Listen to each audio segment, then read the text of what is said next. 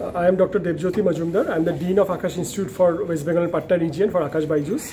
I take care of academics over here, faculties, recruitment, students, motivation. I do a lot of strategic work also. Today we have launched the Akash National Talent Hunt exam 2023, which is commonly known as ANTHE. This is the 14th edition of ANTHE exam. We started in 2010. So ANTHE exam can be written both in online and offline mode. The exam is happening from 7th to 15th of October. যার মধ্যে এই 7 to 15 এর মধ্যে আমরা অনলাইনে এক্সামটা লিখতে পারবো 1 ঘন্টার এক্সাম সকাল 10টা থেকে রাত 9টা অবধি যে কোনো টাইমে এছাড়া 8 আর 15 অক্টোবর দুটো সানডেতে এই এক্সামটা অফলাইন লেখা যাবে আমাদের বিভিন্ন সেন্টারসে অল ওভার ইন্ডিয়া এর রেজিস্ট্রেশন অনলাইন করা যাবে আমাদের ওয়েবসাইট আছে anthe.akash.ac.in এছাড়া আমাদের যে কোনো সেন্টারে গিয়ে ফর্ম পাওয়া যাবে অনলাইন এক্সাম কমপ্লিটলি ফ্রি আর অফলাইন এক্সামের জন্য 100 রুপিস ফিস ANTHE এক্সামের মেইন যেটা অবজেক্টিভ হচ্ছে আমাদের যে কর্পোরেট সোশ্যাল রেসপন্সিবিলিটি ইন্ডিয়া একটা অনেক বড় দেশ আর এখানে প্রচুর স্টুডেন্ট যারা খুব মেরিটোরিয়াস তারা যেন ফিনান্সিয়াল প্রবলেমের জন্য তাদের পড়াশোনা বন্ধ না হয় তারা অনেকেই ডাক্তার হতে চায় ইঞ্জিনিয়ার হতে চায় সায়েন্টিস্ট হতে চায় তাদের জন্য এই প্রোগ্রামটা আমরা রান করি যেটাতে 100% স্কলারশিপ অবধি দেওয়া হয় এবং এই এক্সামটায় গত বছর 2022-তে 29 লাখ স্টুডেন্ট রেজিস্টার করেছিল যার মধ্যে 16 লাখ স্টুডেন্টস এক্সামটা লিখেছিল এবং যারা টপ রেজাল্টস করে তারা 100% স্কলারশিপ পায় এর নিচে যারা পায় তারা একটু লোয়ার স্কলারশিপ পায় এবং আমাদের একটা নতুন বিশেষ জিনিস এই বছর হচ্ছে আমরা টপ 100 স্টুডেন্টসকে একটা এক্সপোজার দিচ্ছি 5 days program national science expedition যেখানে এই স্টুডেন্টগুলোকে আমরা নিয়ে যাব ISRO Gujarat science city VITM Bangalore Jawaharlal Nehru science centre Mumbai এই সমস্ত বিভিন্ন জায়গায় এই পুরো উদ্দেশ্য হচ্ছে ওদের মধ্যে সায়েন্সের অ্যাপ্রিসিয়েশন রিসার্চ মাইন্ডসেট এবং এই যে ভিশনটা যে বড় হয়ে সায়েন্সের দুনিয়ায় আমার নিজের একটা ক্যারিয়ার তৈরি করব টপ লেভেলে যাব সেটার জন্য এই ANTHE এক্সামটা নেওয়া হচ্ছে এবং এটা খুবই একটা রেসপেক্টেবল এক্সাম তো এটাই বলতে চাই আপাতত ANTHEর ব্যাপারে এবং সব পেরেন্টদের বলবো ANTHE এক্সামটা লিখুক এটা খুবই সম্মানীয় এক্সাম এবং এত স্টুডেন্ট এক্সামটা লেখে এর যে র্যাঙ্কিং বা স্কোর হয় এটা স্টুডেন্টদের মধ্যে একটা দারুণ কনফিডেন্স নিয়ে আসে এটা কোন ক্লাস থেকে হয় আমাদের এটা নেওয়া হয় ক্লাস 7 থেকে ক্লাস 12 পর্যন্ত কারণ আমাদের আকাশের কোর্সগুলো ক্লাস 8 থেকে ক্লাস 12 এবং 12 পাস অবধি হয় তো ক্লাস 7 এর স্টুডেন্ট 8 এর জন্য লেখে 8 এর স্টুডেন্ট 9 এর জন্য এইভাবে এক্সামটা নেওয়া হয় লাস্ট ইয়ার তো আপনারা নাসায় নিয়ে গেছিলেন এদেরকে হ্যাঁ আমরা নাসা লাস্ট ইয়ারটা এখনো প্রোগ্রামটা হয়নি আমাদের চয়েস হয়ে এসছে এবারে যাওয়া হবে তো আমরা এই নাসা এবার সেটা একটু চেঞ্জ করা হয়েছে এবারে আমরা ন্যাশনাল সায়েন্স এক্সিবিশন করছি ইন্ডিয়াতেই বিভিন্ন সেন্টারে 5 দিনের প্রোগ্রাম করা হচ্ছে এবং টপ 100 স্টুডেন্টসকে নিয়ে যাওয়া হবে আকাশ তো এমনি খুব নাম ছিল আকাশের সঙ্গে BYJU'S হওয়ার পরে আপনাদের কতটা আপনাদের মনে হচ্ছে যে আরো বড় জায়গায় পৌঁছেছে আমি এখানে একটুখানি ক্ল্যারিফাই করতে চাই এই গ্রুপটার নাম থিঙ্ক অ্যান্ড লার্ন যারা আকাশ ইনস্টিটিউটকে অ্যাকোয়ার করেছে তাই আমাদের নামটা হয়ে গেছে আকাশ BYJU'S কিন্তু BYJU'S একটা আলাদা ইউনিট একটা আলাদা কোম্পানি আকাশ BYJU'S ডিফারেন্ট কোম্পানি আমরা 35 বছরের পুরনো ইনস্টিটিউট তো আমাদের এই নামটা এখন আকাশ BYJU'S কিন্তু হ্যাঁ আমাদের মধ্যে কোলাবোরেশন হয়েছে ফিনান্সিয়াল লেভেলে স্ট্র্যাটেজিক লেভেলে কিন্তু ওয়ার্ক ওয়াইজ আমাদের একাডেমিক্স ওয়াইজ আমাদের কিন্তু পুরো কাজটা আলাদা কারণ আমাদের কমপ্লিটলি ক্লাসরুম কোর্সেস হয় আমাদের যত আকাশ সেন্টার আছে অল ওভার ইন্ডিয়া এখন 316টা সেন্টার আমাদের এই হাইব্রিড বোর্ডে ক্লাস নেওয়া হয় যেখানে অফলাইন ক্লাস হয় প্লাস ডিজিটাল বোর্ড এবং সব কিছু রয়েছে আপনারা দেখছেন তো হ্যাঁ নিশ্চয়ই একসাথে হওয়ার ফলে হয়তো স্ট্র্যাটেজিক লেভেলে বিজনেস লেভেলে কিছু টাই আপস হয়েছে কিন্তু আমাদের ওটার সঙ্গে কারেন্ট অপারেশনসের কোনো সম্পর্ক নেই তো এটাই আমি বলতে চাই আপনি এখনকার যারা ছেলে মেয়ে যারা আছে বাংলা মিডিয়াম বলুন বা ইংরেজি মাধ্যমের তাদের উদ্দেশ্যে আপনি কি বলতে আমি একটা কথা বলতে চাই আপনি নিট বলুন জেই বলুন বা যে কোনো টপ লেভেল কম্পিটিটিভ এক্সাম বলুন ভারতে সেখানে বিভিন্ন ভাষায় নেওয়া হয় সায়েন্স পড়ার ক্ষেত্রে সায়েন্সে ক্যারিয়ার করার ক্ষেত্রে সায়েন্সে টপ রিসার্চে যাওয়ার ক্ষেত্রে ভাষাটা কিন্তু কোনো বাধা নয় আমাদের প্রচুর স্টুডেন্ট আছে যারা বেঙ্গলি মিডিয়ামে ওয়েস্ট বেঙ্গল বোর্ডে যারা টপ র্যাঙ্ক করেছে আমি একটু আগেই বলছিলাম মহেশ্বর ব্যানার্জি বলে একটি ছেলের কথা আমি বারবার বলি প্রত্যন্ত বাঁকুড়ার গ্রামের ছেলে এবং 2020 সালেও 2021 সালে ও নিটে 700 স্কোর করে 720-র মধ্যে এখন ভুবনেশ্বরে পড়ছে তো এটা কোনো বাধা নয় আমাদের স্টুডেন্টদের এনকারেজ করতে হবে এবং আমরা আমাদের পড়াশোনার পাশাপাশি ওদেরকে টোটাল পার্সোনাল ডেভেলপমেন্টের জন্য এনকারেজ করি প্রচুর ক্যাম্প সেমিনার্স এগুলো করা হয় এবং পেরেন্টসদেরও আমি বলবো যে আমি বেঙ্গলি মিডিয়াম হিন্দি মিডিয়াম বা ভার্নাকুলার মিডিয়ামে যদি পড়ি সেটা একটা সিচুয়েশন ওটা নিয়ে ভয় পাওয়ার কোনো কারণ নেই কিন্তু শিখতে হবে এবং ধীরে ধীরে এক্সপোজারটা আসবে আমার মনে হয় না ওটা কোনো বাধা ইংরেজিটা একটা মনে হয় না ইংরেজিটা কম জানি বা তার স্টুডেন্টরা কিন্তু আজকের জেনারেশনে যে মিডিয়ামেই পড়ুক তাদের ইংলিশ শেখানো হয় এবং স্টুডেন্ট যদি নিজে জেনুইনলি সিনসিয়ার হয় আর আমরা গার্জিয়ানরা টিচাররা যদি এনকারেজ করি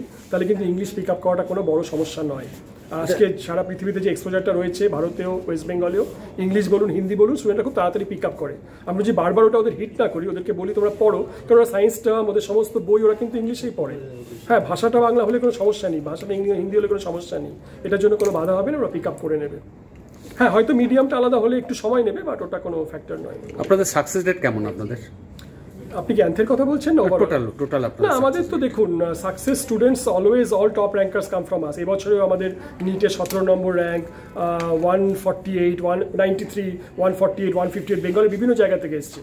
আমাদের একটা ইউনিক ব্যাপার, এবার টপ 200-র মধ্যে 6টা স্টুডেন্ট আছে ওয়েস্ট বেঙ্গলের বিভিন্ন জায়গা থেকে এসছে, খড়গপুর থেকে, দুর্গাপুর থেকে, কলকাতা থেকে, শিলিগুড়ি থেকে, টপ 17 ভাস্কর কুমার। তো আমাদের সাকসেস অলরেডি খুবই ভালো চিরকালই হয়ে এসছে। সেম ফর জেই, টপ র্যাঙ্কে 99 এবং 281 এই দুটো র্যাঙ্কও কিন্তু আমাদের ওয়েস্ট বেঙ্গল থেকে এসছে। ওয়েস্ট বেঙ্গলের কথা বললাম তো এটা।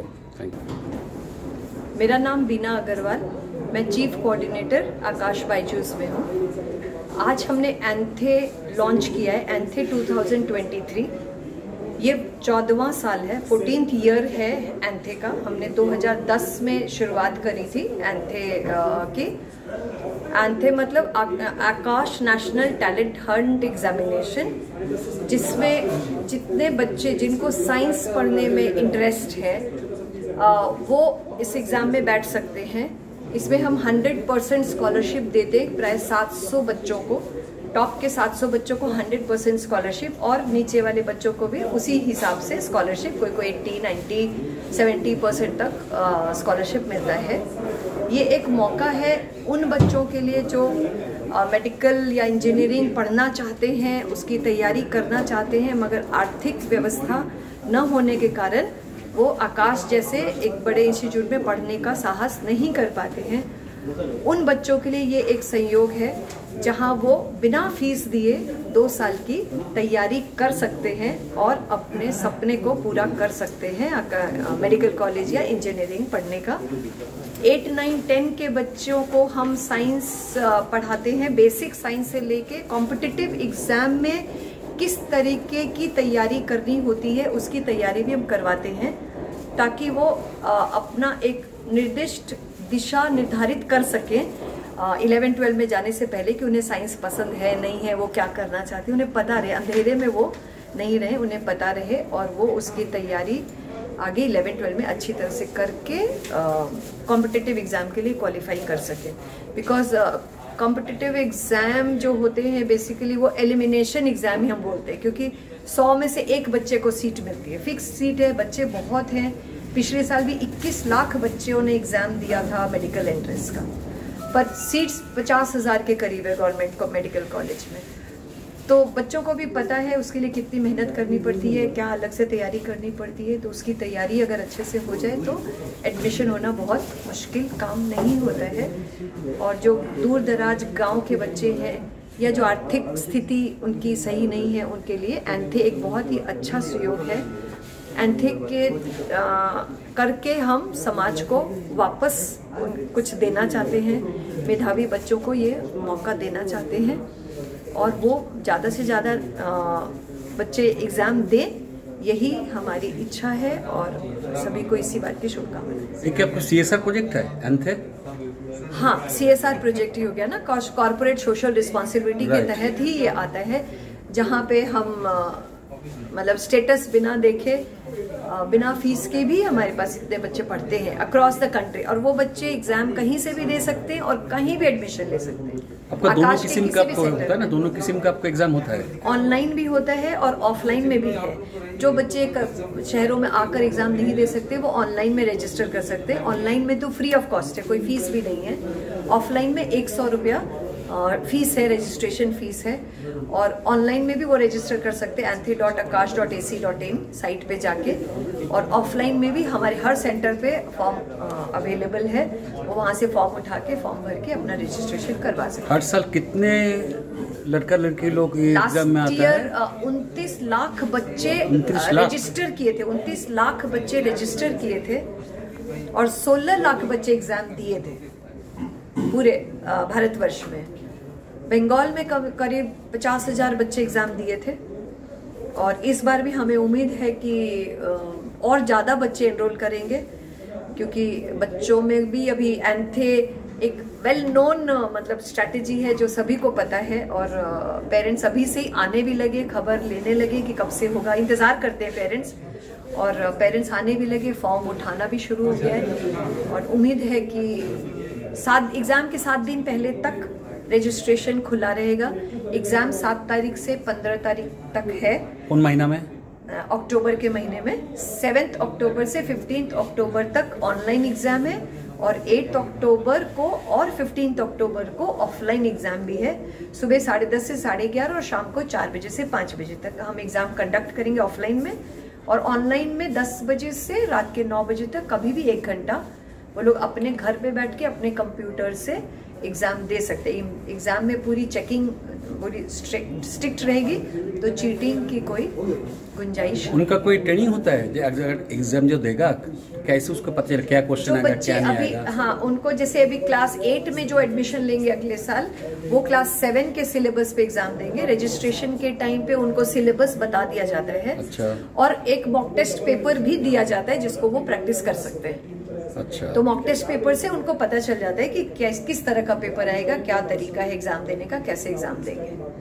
40 क्वेश्चंस होते हैं पेपर में और 90 मार्क्स का पूरा पेपर होता है। टाइम कितना का? 1 घंटे का टाइम है। OMR शीट पे मार्क्स एग्जाम देना है उनको और नेगेटिव मार्किंग नहीं है। अच्छा, ऐसे 2 साल का पढ़ाई में कितना खर्चा होता है? ऐसे 2 साल की मेडिकल की पढ़ाई में प्राय 3.5 लाख रुपए के आसपास की फीस है। पर जो बच्चे 100% स्कॉलरशिप लेके वहाँ पहुँच पाते हैं एंथे के एग्जाम के थ्रू, उनको बिल्कुल भी फीस नहीं देनी पड़ती। कितना सारे लड़का लड़की आता है जो 100% मिलता है?